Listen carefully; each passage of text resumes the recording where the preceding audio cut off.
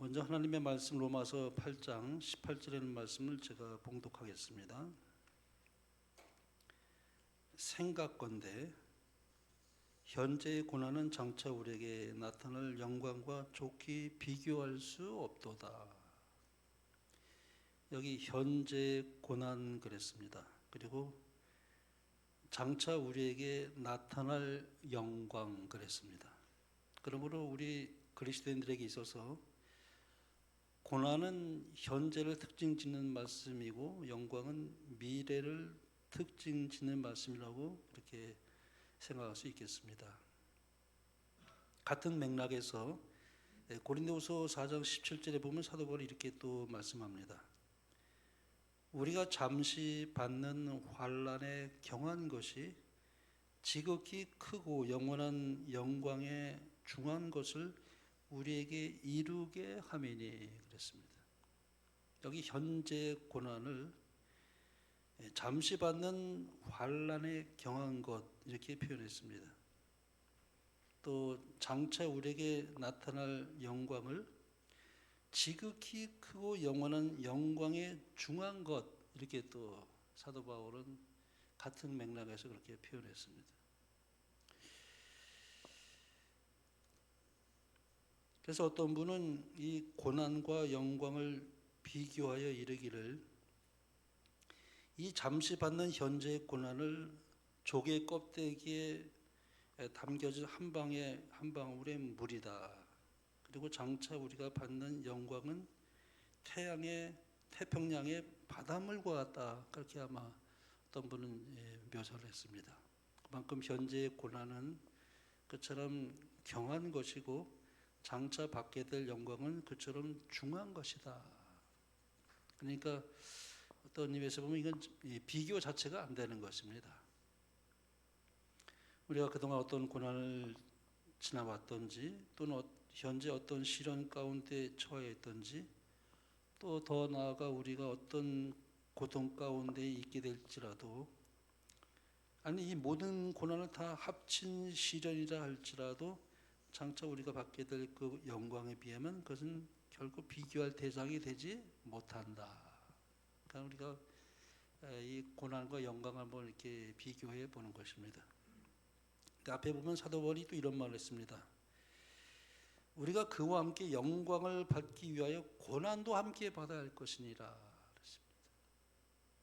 그러므로 고난은 영광으로 통하는 길이다 그렇게 생각할 수 있습니다. 고난은 영광에 이르기 위한 하나의 과정이라고 그렇게 말씀드릴 수 있습니다. 하나님의 자녀에게 있어서는 그렇습니다. 하나님의 자녀가 아닌 멸망하는 자에게서는 그렇지가 않죠. 그러나 하나님의 자녀에게 있어서는 반드시 그렇게 이제 우리가 생각해 볼 수가 있는 구절입니다. 그래서 그 앞 구절에 보면 이제 신분이 나옵니다. 성령이 친히 우리 영과 더불어 우리가 하나님의 자녀인 것을 증언하시나니 자녀이면 또한 상속자 곧 하나님의 상속자요 그리스도와 함께한 상속자니 그랬습니다. 다음에 이제 말씀하기를 우리가 그와 함께 영광을 받기 위하여 고난도 함께 받아야 할 것이니라. 그러므로 너희가 고난을 받을 때 너희가 하나님의 자녀라는 사실을 잊지 말라. 우리가 하나님의 자녀이기 때문에 받는 고난이 있습니다. 우리가 하나님의 자녀이기 때문에 받는 고난을 사도 바울은 그리스도와 함께 받는 고난이다 그렇게 또 묘사를 했습니다. 그러니까 예수님께서 세상에서 받으신 그 고난을 하나님의 자녀는 그 그리스도의 고난을 함께 나눈다. 사도 바울은 나는 그리스도의 고난에 동참하는 자다 그런 표현까지 했습니다. 왜냐하면 너희가 하나님의 자녀이기 때문에 그렇다고 말씀합니다. 그리고 너희가 하나님의 자녀이면 너희가 나와 함께 상속자가 될 것이다. 자녀이기 때문에 우리가 장차 하나님의 자녀로서 그리스도와 함께 상속을 받을 사람들이죠.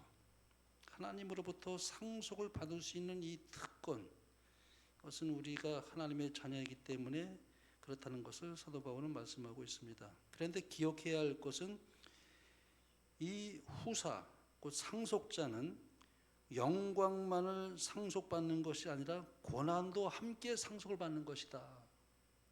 그렇게 우리가 이해할 수가 있습니다. 영광만 상속받는 것은 아니에요. 고난도 함께 상속을 받습니다. 그래서 예수님은 요한복음 15장 20절 이렇게 말씀했죠. 내가 너희더러 종이 주인보다 더 크지 못하다는 말을 기억하라. 사람들이 나를 핍박하였은즉 너희도 핍박할 터이요 그랬습니다. 그러므로 주인이신 예수님께서 핍박과 고난을 받으셨다면 종인 우리 또한 이 세상에서 고난과 핍박을 당할 수밖에 없는 것입니다. 따라서 예수님과 함께 영광을 상속받으려면 예수님과 함께 고난도 함께 상속을 받아야 된다. 오늘 본문에 보면은 그와 함께 영광을 받기 위하여 고난도 함께 받아야 할 것이라 그랬습니다. 그러므로 우리는 영광의 후사이기도 하지만 동시에 고난의 후사이기도 합니다. 왜 하나님께서는 고난 없이 우리를 그렇게 구원할 수도 있는데 왜 꼭 고난을 그 과정을 통과를 시켜야 되는가? 마지막 때 야곱의 환난을 통과합니다. 꼭 그걸 왜 통과시키느냐 이게 하나님께서. 야곱의 환난 통과하지 않고도 구원받을 수 있잖아요. 근데 하나님께서 이 마지막 때 예수님 재림하기 직전에 야곱의 환난을 통과하는 무리들이 있습니다.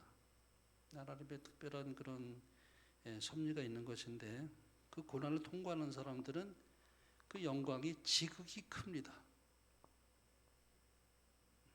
물론 이제 이 고난을 통과하지 못하는 사람은 미리 잠재우신다는 표현까지 하긴 했습니다만은 그러나 만약에 야곱의 환난을 통과한다면 그 고난은 하늘에 가서 최고의 영광으로 화할 것입니다. 그러기 위해서 우리가 가져야 할 중요한 요소가 있는데요. 그것은 바로 인내심이에요. 성도의 인내가 여기 있나니 그랬어요. 인내가 필요합니다. 여기 이렇게 말씀했어요. 로마서 8장 24절에 우리가 소망으로 구원을 얻었음에 보이는 소망이 아니니 보는 것을 누가 바라리요? 만일 우리가 보지 못하는 것을 바라면 참음으로 기다릴지니라. 인내심이 참 요구됩니다. 여기 참음으로 기다릴지니라 그랬습니다. 왜냐하면 그 고난이 언제 끝나게 될지 아무도 몰라요. 알 수 없습니다. 하나님께서 허락하시는 그 이 시련의 그 섭리가 언제 우리가 끝날지는 몰라요. 개인적으로도 그렇고 또 국가적으로도 하나님이 허락하신 섭리의 시련이 있어요. 국가적으로도. 그래서 많은 사람들이 현재의 고난 가운데서 장차 이르게 될 영광을 바라보고 나가지만 나중에 영광스러운 그 자리에 있지 못하게 되는 이유가 무엇이냐면 끝까지 참음으로 기다리지 못했기 때문에 그렇습니다. 중간에 포기하는 사람들이 있어요. 그 끝까지 그 구원을 유지해 나가야 되는데 중도에 포기하는 사람들이 있습니다. 왜냐하면 인내심이 요구됩니다. 그러나 분명한 사실은 고난이 시작되었다면 그 고난의 끝도 분명히 있다고 하는 사실이에요. 그 고난이 영원하지 않아요.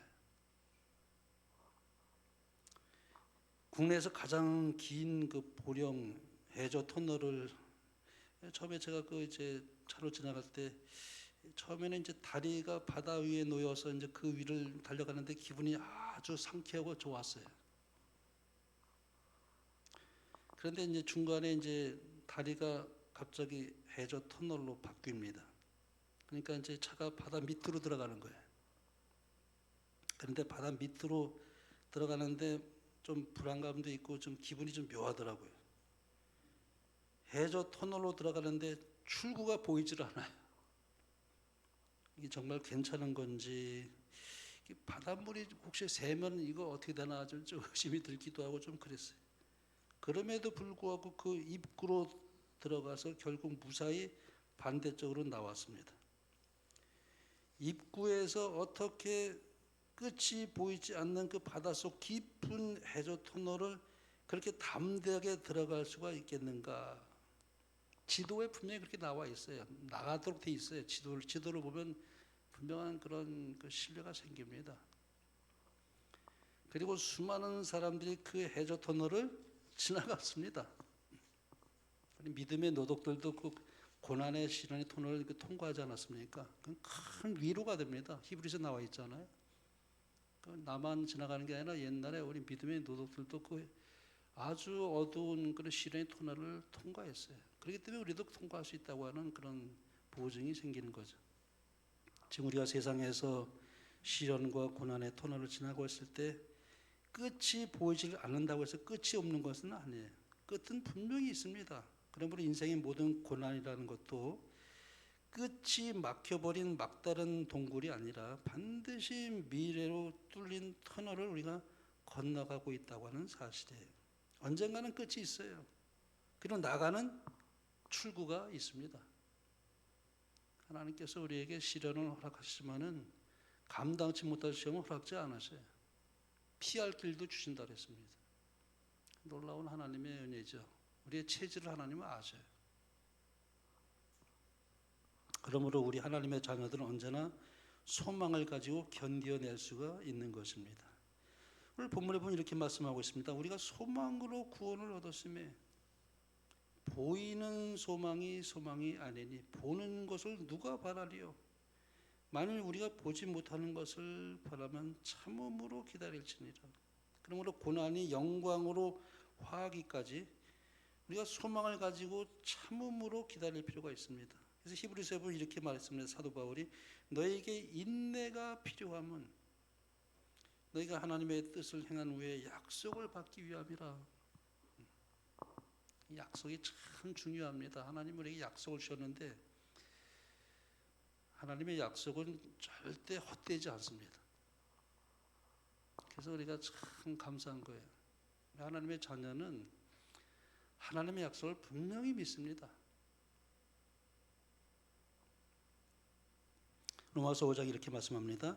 다만 이뿐 아니라 우리가 환난 중에도 즐거워하나니 이는 환난은 인내를, 인내는 연단은 소망을 이루는 줄 알미로다. 여기서 강조되는 또 다른 하나가 뭐냐면 소망이라는 단어예요. 이 소망은 지극히 미래지향적입니다. 이 소망이 얼마나 중요한지 몰라요. 우리 그 믿음의 백성들에게 참 우리가 믿음, 소망, 사랑이잖아요. 뺄 수가 없어요. 소망을. 미래지향적이에요. 그래서 우리가 앞을 향해서 달려갈 수가 있어요. 소망이 있는 사람은 달려갑니다. 앞으로 향해서. 앞으로 나아가게 됩니다. 우리 앞에 있는 그 영광을 위해서 현재 고통을 견디고 이겨나간다고 하는 것이 쉬운지는 아니지만 소망이 그렇게 우리를 이끌어요. 그리고 아무리 어려운 고통이라도 앞에 있는 소망이 분명하다면 그 소망에 힘입어 현재의 고난을 헤쳐나가게 되는 것입니다. 중요한 것은 믿음이 없는 사람들은 고난당할 때 절망하기가 쉬워요. 그렇지만 믿음이 있는 사람들은 고난 가운데서도 다가올 영광을 바라보기 때문에 소망을 가지고 전진해 나갑니다. 그래서 믿음의 사람들은 현재 고난을 절망의 눈으로만 보지 않고 미래적으로 먼 위치에서 보게 돼요. 참 우리에게 얼마나 감사한지. 하늘을 미리 봐요. 순교하는 사람들이 그래서 순교할 수 있는 겁니다. 어떻게 그 두렵지 않을까? 무섭지 않을까? 순교자들은 당장 이 앞에 걸 보지 않아요. 멀리 봐요. 소망 가운데서. 그래서 두려움 없이 순교를 할 수가 있는 겁니다. 말하자면 우리가 십자가의 앞면만 바라본다면 고통과 죽음이지만 그 십자가 뒷면에는 소망과 부활이 있어요. 그러므로 고난을 극복할 수 있는 비결이 무엇인가? 사도 베드로는 이렇게 권면합니다.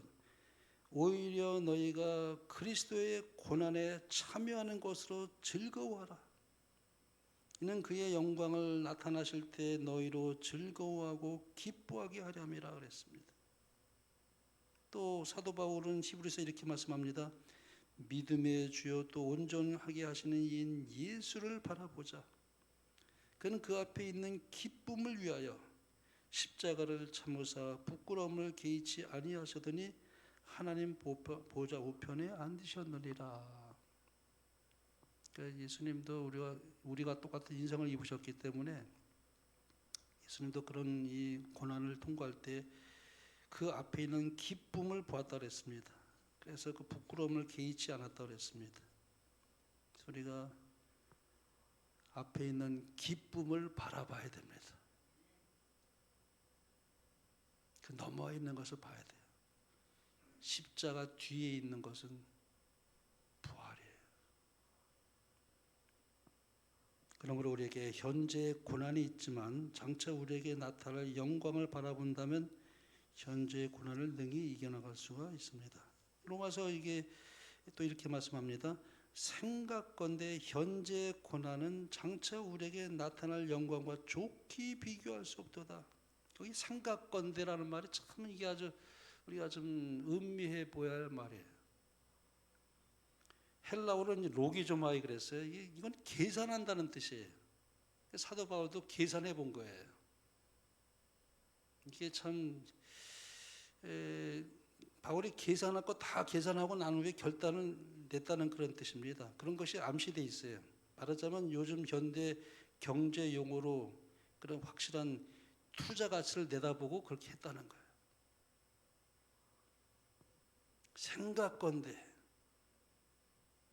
계산한 거예요. 계산이요. 그게 원래 원어의 뜻입니다.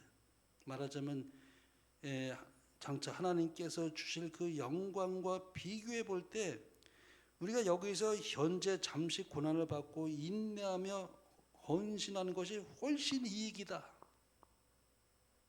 이익으로 말하면 그렇습니다.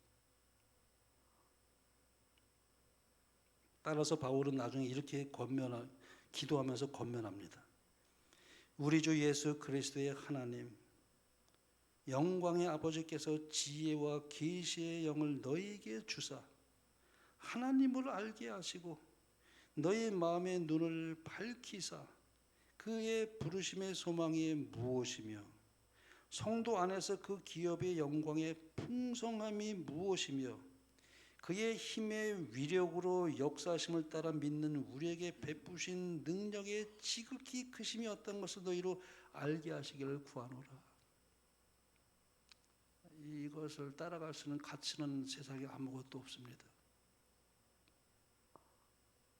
우리의 눈이 밝혀져서 그 영광의 소망을 알 수만 있다면 절대 이 세상 것을 가지고 하늘을 포기할 수가 없죠. 우리 예수님이 전부입니다. 예수님만 우리가 얻을 수 있다면 세상 다 포기하죠. 그러니까 사도 바울이 지난번에 말씀한 것처럼 내게 사는 것이 그리스도니 죽는 것도 유익합니다. 오직 그리스도입니다. 그래서 디모데 4장 8절에 보면 사도 바울이 이렇게 고백을 했습니다. 이제 후로는 나를 위하여 의의 면류관이 예비되었으므로 그랬습니다. 이 천국의 영광을 미리 본 겁니다. 다시 말씀드린다면 자기에게 주어질 그 상급 면류관을 미리 내다보는 것입니다. 바울뿐만 아니라 모세도 그래요. 모세 얘기가 히브리서 11장에 나오지 않습니까? 믿음으로 모세는 장성하여 바로의 공주의 아들이라 칭함을 거절하고 도리어 하나님의 백성과 함께 고난받기를 잠시 죄악의 낙을 누리는 것보다 더 좋아하고 그리스도를 위하여 받는 능욕을 애굽의 모든 보화보다 더 큰 재물로 여겼으니 이는 상주심을 바라봅니다. 똑같습니다. 모세도 다르지 않습니다. 우리가 이 세상에서 잠시 고난을 받고 또 우리의 작은 것으로 주님을 위해 헌신한다는 것이 장차 우리에게 주어진 영광과 비교해 볼 때 그것은 정말 비교조차 할 수 없을 정도로 지극히 작은 것에 불과합니다. 그러므로 바울은 고난과 영광을 이렇게 비교해서 말했습니다. 설명했습니다. 현재 고난은 경하고 짧은 대신에 미래의 영광은 지극히 중하고 영원하다. 우리가 세상에서 살다 보면은 여러 가지 고난을 당할 때가 있습니다. 그러나 오히려 그런 고난을 경험하다 보면은 그 고난들을 통해서 깊은 하나님의 또 뜻을 발견할 때가 좀 많이 있습니다.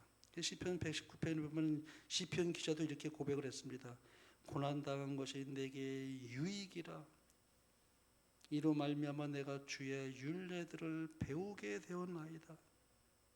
이 말씀은 세상에서 우리가 고난을 당하면서 살아가게 되는데 그 당시에 보면은 참 어렵고 힘든 과정이었지만 지나고 보면은 그 고난을 통해서 하나님께서 섭리하신 것을 발견하게 되고 그것을 깨닫게 된다는 말씀을 시편 기자는 그렇게 말씀하고 있습니다. 오히려 그래서 고난을 통해서 주의 율례를 배우게 되었다고 그렇게 고백합니다. 세상은 죄악 세상이기 때문에 우리의 삶에는 고난의 삶이 늘 동반되지 않을 수가 없어요. 요즘은 많이 그걸 더 많이 느낍니다. 우리나라 돌아가는 걸 보면 정말 많이 느껴요. 제가 실물 교원입니다.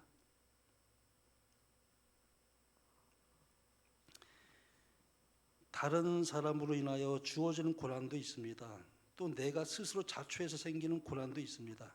또 욥처럼 알 수 없는 고난도 있습니다. 욥은 자기가 아무리 생각해봐도 자기에 이르러오는 그 고난이 이해가 되질 않았어요. 그래서 욥은 하나님께 이제 고통 속에서 이런 기도를 했죠. 내 영혼이 살기에 곤비하니 내 불평을 토로하고 내 마음이 괴로운 대로 말하리라. 내가 하나님께 아뢰오리니 나를 정죄하지 마시옵고 무슨 까닭으로 나와 더불어 변론하신지 내게 알게 하옵소서. 주께서는 내가 악하지 않은 줄을 아시나이다. 주의 손에서 나를 벗어나게 할 자도 없나이다. 기억하옵소서. 주께서 내 몸 지으시기를 흙을 뭉치듯 하셨거늘 다시 나를 티끌로 돌려보내려 하시나이까. 얼마나 욥이 괴로운 중에 하나님께 이렇게 기도하고 있습니까? 욥이 그렇게 고통스러웠던 것은 그 이유를 모르기 때문에 더욱이 고난이 클 수밖에 없어요. 그건 사탄으로 말미암아 온 것입니다. 사실은. 그런데 이 고난을 하나님께서 허락하셨죠. 그러나 거기에는 하나님의 놀라운 심오한 섭리가 있었어요. 나중에 욥이 이렇게 고백을 합니다. 내가 주께 대하여 귀로 듣기만 하였사더니 이제는 눈으로 주를 배움나이다. 그러므로 내가 스스로 한하고 티끌과 제 가운데서 회개하나이다. 고난 중에는 이렇게 이해할 수도 없고 알 수도 없는 고난이 있습니다. 우리가 나중에 하늘에 가면 알게 된다고 이제 증언의 말씀은 그렇게 나와 있어요. 우리 지금도 우리가 하나님께서 왜 이렇게 힘들게 이렇게 살도록 허락하실까? 좀 가볍게 지나가면 좋겠는데 그런 참 우리가 알지 못하는 시련과 고난의 터널을 지나갈 수도 있어요. 근데 그것을 우리가 하늘에 가면 알게 된다고 그랬어요. 우리 모른대요. 그러나 하나님께 맡기는 것이에요. 하나님께서 무슨 섭리가 있겠다는 것을 믿고 알기 때문에 그 고난을 견디는 것이에요. 터널을 지나갑니다. 그래서 이제 바울이 이런 유명한 말을 했습니다. 우리가 알거니와 하나님을 사랑하는 자, 곧 그의 뜻대로 부르심을 입은 자들에게는 모든 것이 합력하여 선을 이루느니라. 모든 것이 합력하여. 여기는 모든 것이 다 포함됩니다. 내가 실수하고 넘어진 것도 포함돼요. 내가 연약해서 실수하고 넘어진 것까지도. 어떤 것이든지 그러나 그 모든 것이 하나님께서 허락하시는 그 이면에는 나를 단련시키는 그런 그 하나님의 선하신 뜻도 있을 것이고 나의 그 부족한 것을 포기하기 위해서 하나님께서도 그렇게 하실 때도 있고 우리는 잘 알 수는 없지만 그러나 하나님이 허락하시는 그 모든 것에는 합력하여 선을 이루게 하세요. 그러면 나중에 이제 스스비 여기 이제 이렇게 고백을 했죠. 나의 가는 길을 오직 그가 아시나니 나는 몰라요. 나의 가는 길을 오직 그가 아시나니 그가 나를 단련하시는 후에는 내가 정금같이 나오리라. 그러므로 하나님의 자녀들에게 있어서 고난은 말하자면 영광을 주시기 위한 하나님의 역사심과 섭리라고 말할 수 있습니다. 우리에게 영광을 가져다 주시기 위해서 하나님께서 허락하시는 것입니다. 그러므로 지금 내게 어떤 힘들고 어려운 일이 있을지라도, 그리고 또 내게 앞으로 장차 어떤 힘들고 어려운 일이 온다 할지라도 이렇게 생각해야 됩니다. 현재의 고난은 장차 나타날 영광과 비교할 수 없도다. 종교개혁자인 칼뱅이 세상을 떠날 때 그는 이 말씀을 되뇌이며 암송하며 숨을 거뒀다고 전해집니다. 생각하건대 현재의 고난은 장차 우리에게 나타날 영광과 비교할 수 없도다. 이 말을 남기고 칼뱅은 눈을 감았습니다. 그러므로 우리가 이 땅에서 어떠한 고난에도 불구하고 기쁨으로 우리가 그리스도의 고난에 동참함으로 장차 그리스도와 함께 영광스러운 상속자에 참여하게 되는 여러분과 저의 삶이 되길 바라며 말씀을 마치겠습니다.